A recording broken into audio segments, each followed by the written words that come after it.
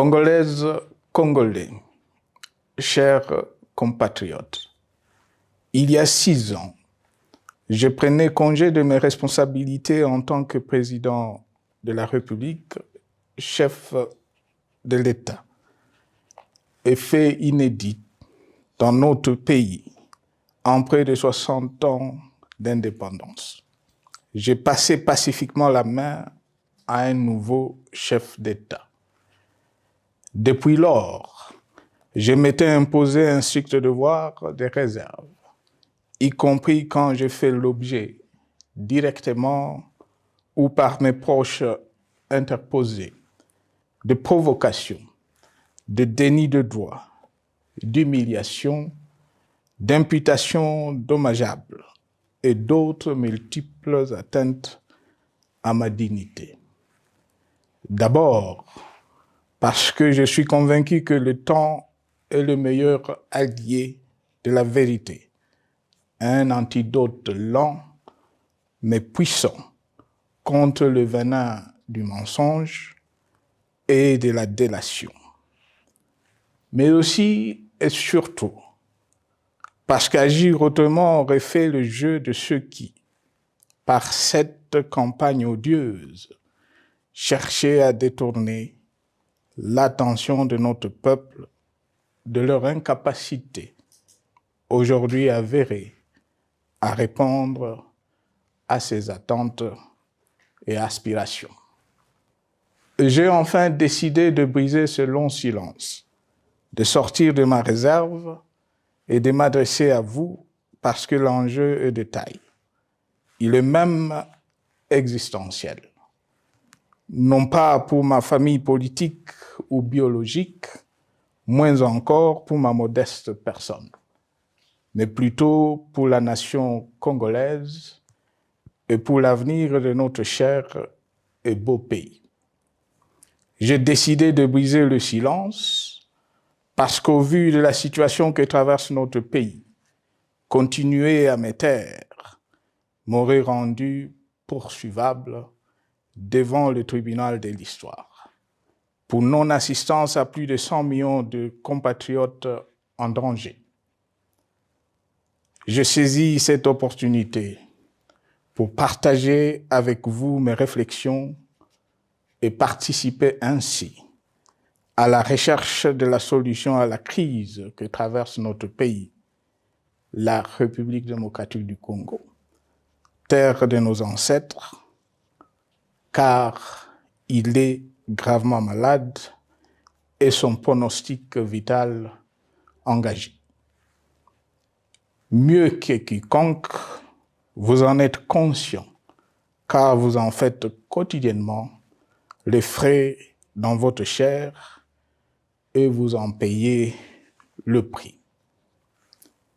Mes chers compatriotes, vu l'importance stratégique de notre pays et le rôle qu'il est appelé à jouer, j'avais, de l'avènement au pouvoir du chef de l'État actuel, conclu avec lui un accord donnant naissance à la coalition entre nos forces politiques respectives.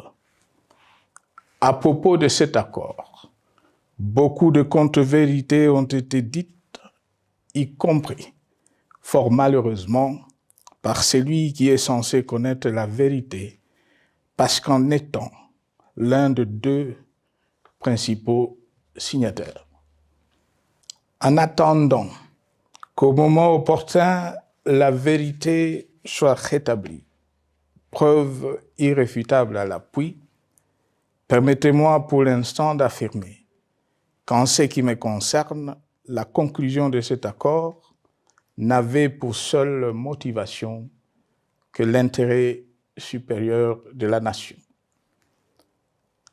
Par cet accord de mutualisation de forces, j'entendais en effet permettre à mon successeur d'exercer dans la direction des affaires de l'État plus de pouvoir effectif que ce que la faible représentation de sa famille politique au sein de la nouvelle Assemblée nationale était en droit de lui conférer.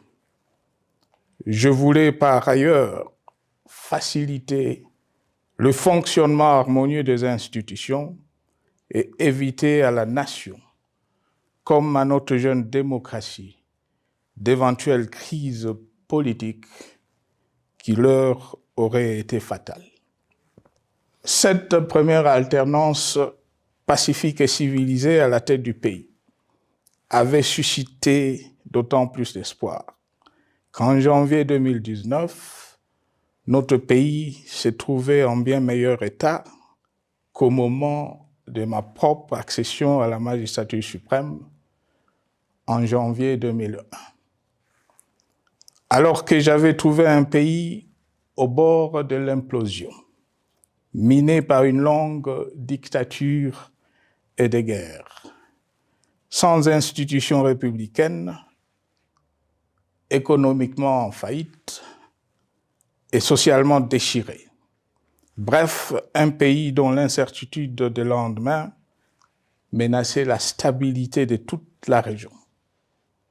Le 24 janvier 2019, j'avais en effet légué un bien meilleur héritage à mon successeur, à savoir un pays réunifié, largement pacifié et dont les limites territoriales correspondaient exactement à celles qu'elles étaient au 30 juin 1960.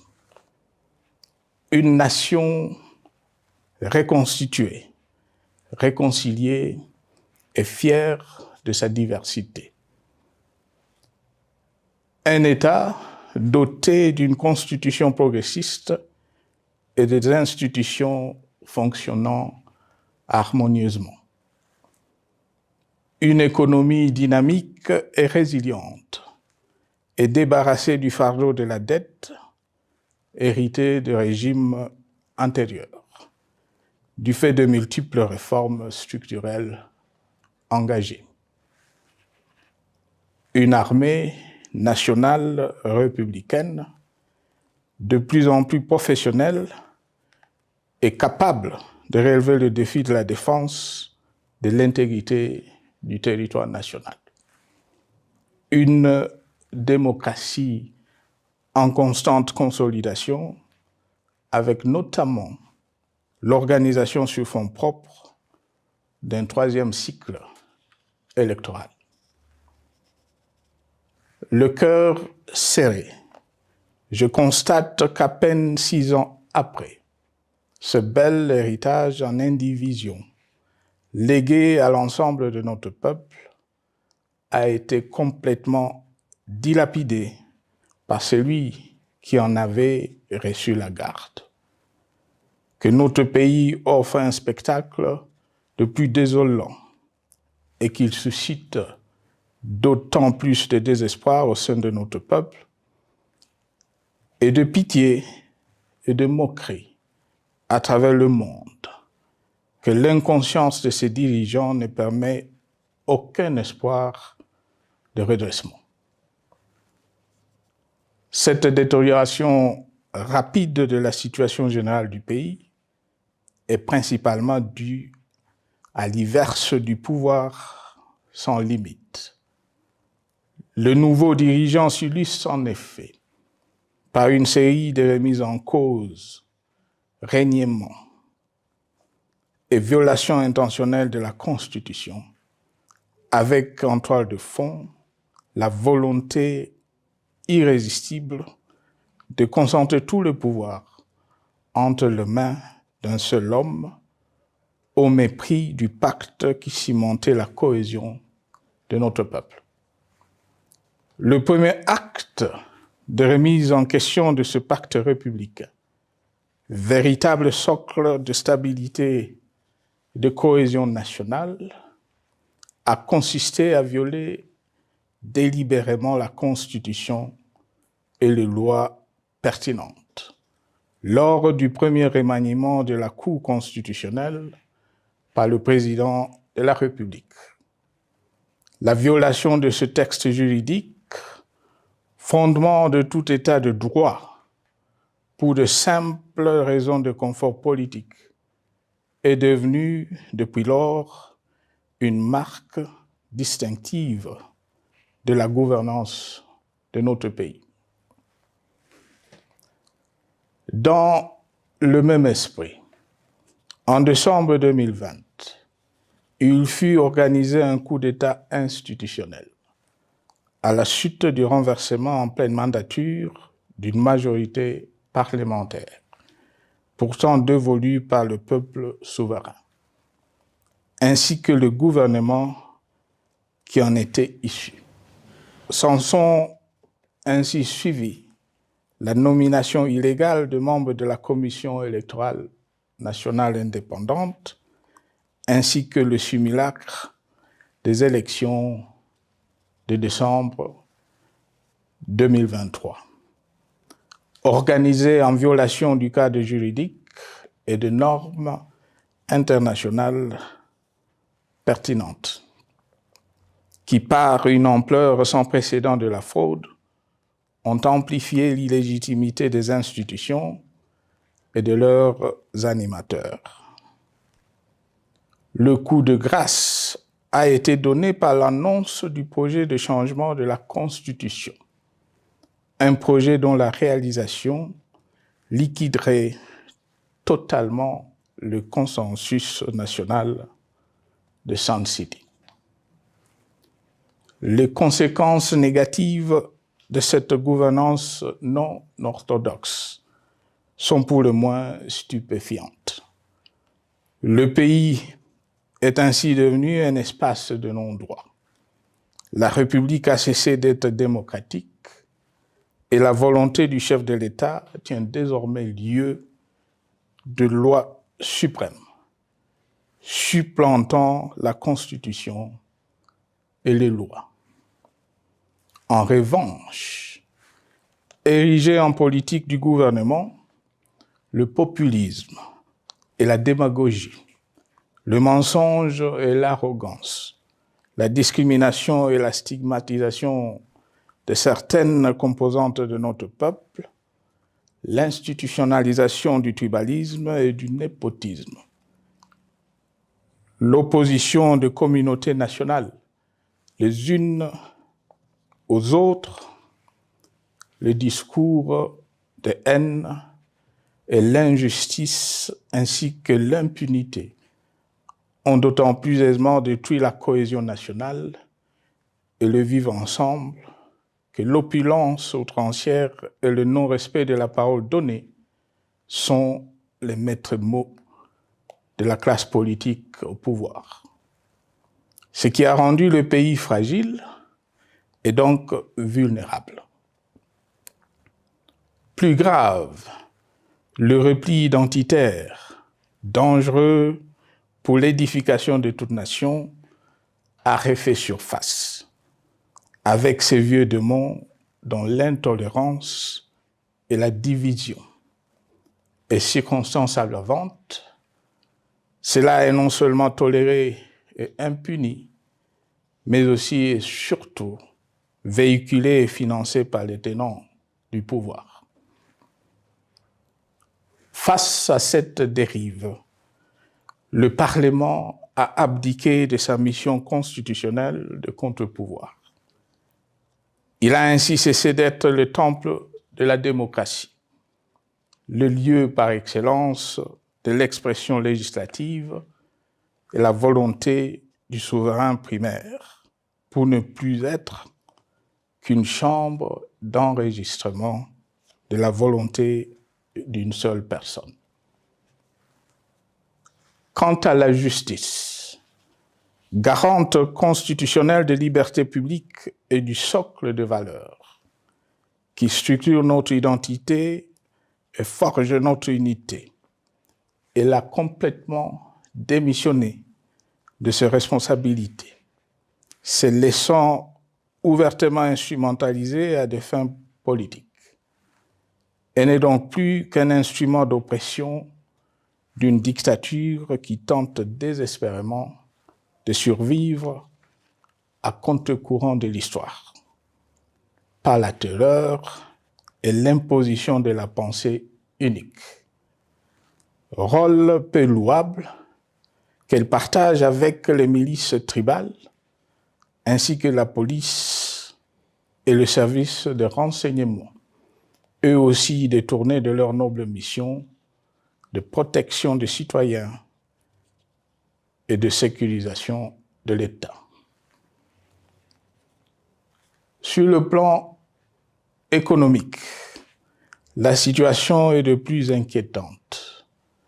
Malgré l'augmentation des recettes publiques, essentiellement due à l'arrivée à maturité de toutes les réformes courageusement votées de 2002 à 2018, notamment le nouveau code minier, forestier, des hydrocarbures, des assurances et de la sous-traitance, et un niveau d'aide financière accru de la part des institutions de Bretton Woods. Aucun investissement n'a été réalisé pour doter le pays d'infrastructures modernes, soutenir de réformes structurelles et stimuler la croissance. Par contre, l'inflation et la dépréciation monétaire, jadis vaincues, sont de retour. La corruption et le détournement de deniers publics ont atteint un niveau inédit. Et l'endettement public que nous avions maîtrisé de 2010 a de nouveau grimpé en flèche, dépassant la barre de 10 milliards de dollars et suscitant des inquiétudes légitimes quant à la solvabilité à moyen et long terme du pays. Les conséquences sur le plan social sont aussi dramatiques.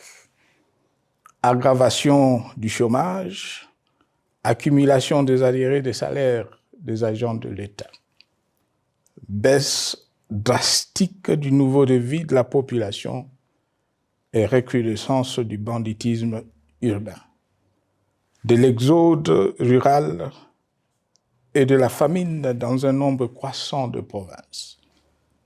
Les Congolais sont désormais en proie à une véritable angoisse existentielle. Parmi les victimes résignées de ce gâchis se trouve en bonne place notre jeunesse, qui a été pourtant de tout le combat démocratique et qui a beaucoup cru aux vertus de l'alternance pacifique. Aujourd'hui, sans repère ni perspective sérieuse du lendemain, ils se sont abandonnés, laissés à la merci des entrepreneurs de conflits et de vendeurs d'illusions de tous bords. Rien de ce qui lui a été promis depuis 6 ans n'a été réalisé. À cette jeunesse désabusée, comme à l'ensemble de notre peuple, nous tenons à donner une assurance. L'échec d'un régime compromet, mais ne scelle pas définitivement le sort d'un peuple. Mes chers compatriotes, s'agissant de la situation sécuritaire, dans les grandes agglomérations comme dans nos campagnes, elle est partout plus que préoccupante. C'est le cas notamment au nord Kivu, au sud Kivu, en Ituri, au Maniema, au Tanganyika, au Katanga et au Mai-Ndombe, province pourtant voisine de Kinshasa, capitale du pays et siège des institutions. Le sang de nos compatriotes civils et militaires, valeureux officiers et soldats des rangs, mais aussi députés, éminents membres de la société civile ou de partis politiques, a ainsi abondamment et gratuitement coulé. Du fait de l'intolérance, du cynisme, voire pire, d'un terrorisme d'État pratiqué dans un seul et unique dessein, l'abus du pouvoir pour le pouvoir. C'est le cas, entre autres, de plusieurs centaines de détenus du centre pénitentiaire de rééducation de Makala, sauvagement abattus dans la nuit du 1er au 2 septembre 2024, victimes sans défense d'un crime incontestable contre l'humanité, à ce jour resté impuni.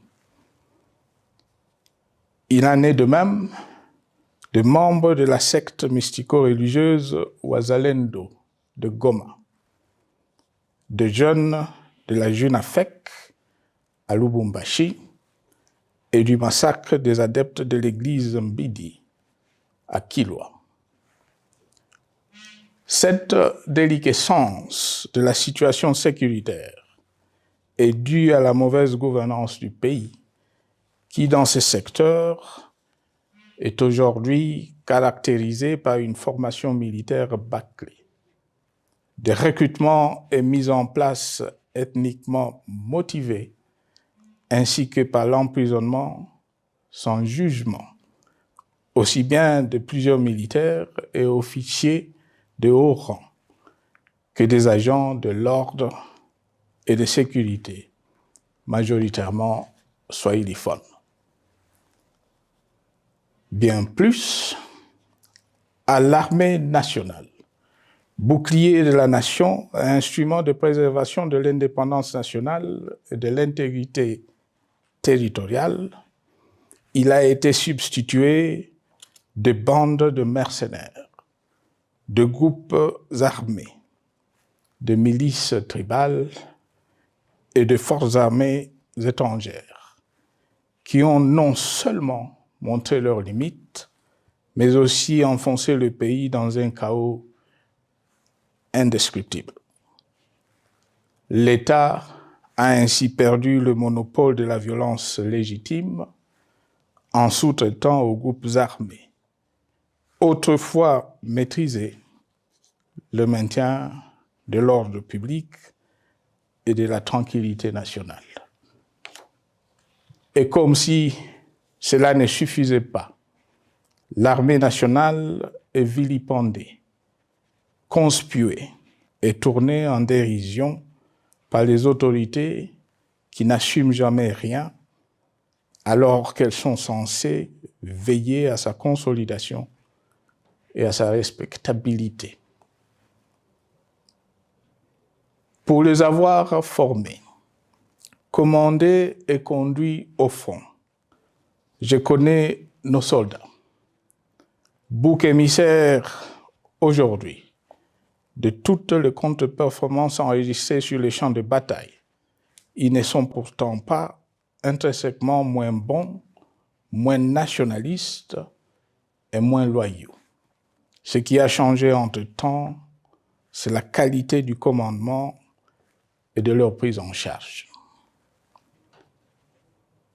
Au niveau régional, le gouvernement a levé l'option désastreuse de se détourner de deux principaux instruments internationaux qui étaient à la base de l'architecture régionale de paix et de sécurité, laquelle avait permis la stabilité régionale que le président actuel avait trouvée lors de son accession au pouvoir, à savoir le pacte sur la sécurité, la stabilité et le développement dans la région de Grand Lac et l'accord cadre pour la paix, la sécurité et la coopération pour la République démocratique du Congo et la région. Plus grave encore, en faisant de forces négatives, les FDLR, ainsi que des centaines de groupes armés congolais, des supplétifs des forces armées de la République démocratique du Congo, le gouvernement a ouvert la voie à la régionalisation du conflit, avec des conséquences inévitables sur la stabilité de la région. Mes chers compatriotes, alors que sur le plan institutionnel, politique, économique et social, les fondamentaux avaient été établis et que le pays avait été placé sur la rampe de lancement, prêt à décoller. Nous voici, hélas, en un temps record, soit 6 ans, de nouveau à la case départ. Seul d'un État failli, divisé, désintégré, au bord de l'implosion, inscrit en bonne place au palmarès de pays pauvres, le plus corrompu et très endetté. En atteste tout le rapport tant du Conseil de sécurité des Nations Unies que ceux sur l'indice de développement humain et sur la pauvreté. La crise qui déchire notre pays est donc profonde et multidimensionnelle. Sa solution doit être nécessairement globale.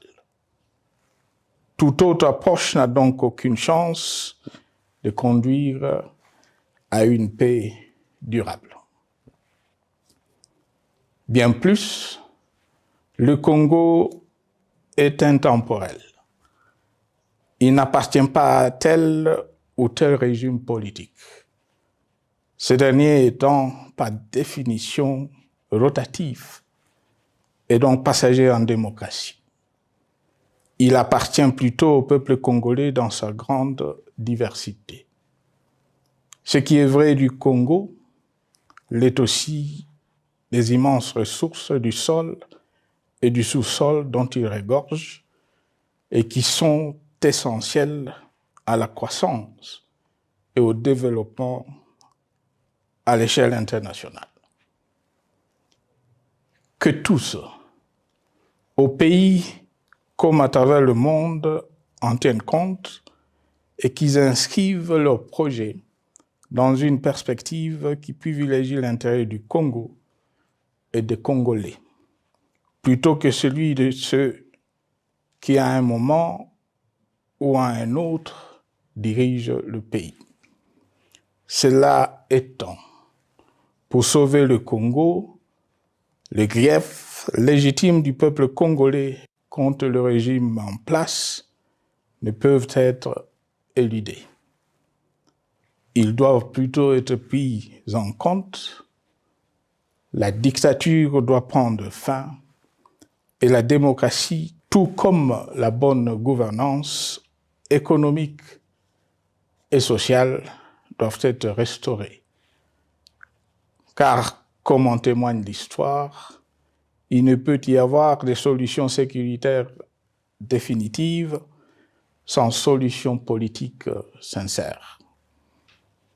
Sinon, il y aura de nouvelles vagues de convulsions politiques, de troubles à la paix, d'insécurité, d'instabilité institutionnelle, de conflits armés et de guerres civiles. Perspective qu'en toute responsabilité, nous, Congolais, ne pouvons plus nous permettre. Il est dès lors vital que les multiples initiatives de recherche de la paix, Luanda, Nairobi, EAC-SADC, l'Union africaine, Doha et Washington, que nous accueillons favorablement, les considérant comme autant de signes de compassion et de solidarité à notre peuple, soient conscientes de cette exigence. Qu'elles accordent aux Congolais à la fois maîtres de leur destin et premières victimes de cette crise la place centrale qui leur revient de droit, aussi bien dans le diagnostic du mal dont souffre le pays que dans la prescription du traitement dont il a besoin pour en guérir définitivement.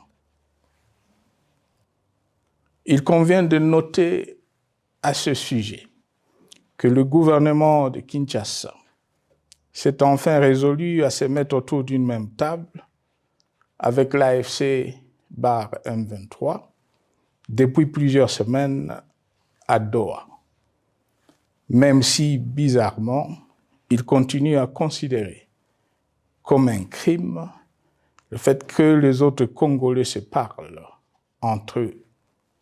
C'est le lieu pour moi de saluer la démarche des évêques de la CENCO et de l'ECC, qui a le mérite de n'exclure du débat aucun sujet, ni aucun de nos compatriotes. Sans être parfaite, cette initiative conjointe des Églises mérite le soutien et, si nécessaire, des enrichissements de la part de notre peuple.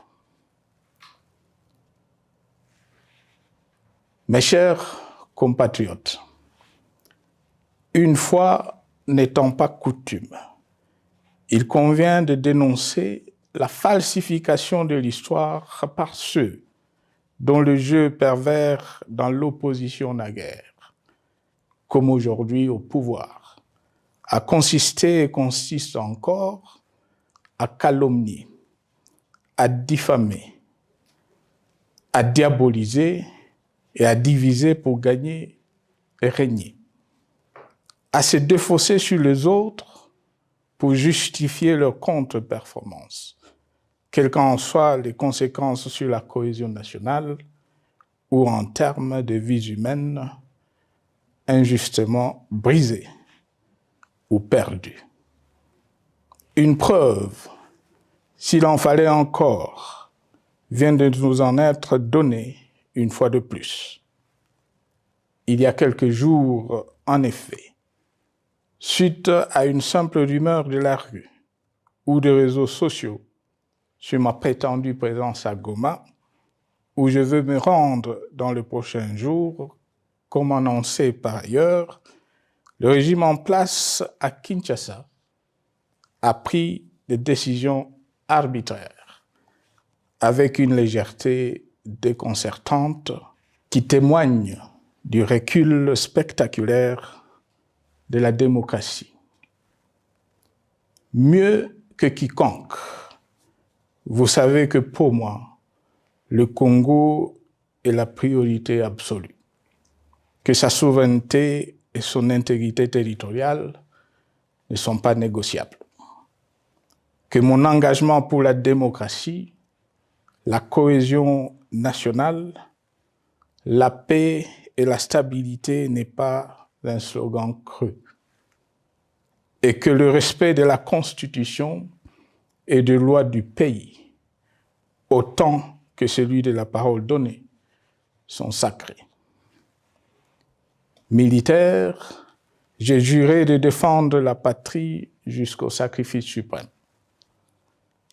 Hier au pouvoir, aujourd'hui en dehors du pouvoir, je demeure plus que jamais fidèle à ce serment. En ce moment où le pays est de nouveau divisé, appelé par le destin, j'ai le devoir d'œuvrer à la recherche de la paix et de contribuer à la reconstruction de notre pays qui se meurt. C'est dans cet esprit que j'ai choisi ce moment pour exprimer ma sympathie à l'endroit de toutes les victimes du conflit en cours, de réconforter et marquer ma solidarité avec la population de la partie orientale. Vous, qui êtes abandonnés par le pouvoir central, qui semble avoir pris le parti de vous punir, entre autres, en déconnectant les institutions financières du réseau bancaire national et en restreignant le mouvement de personnes et de biens. Ces décisions et bien d'autres vous asphyxient et rendent votre vie plus précaire que jamais.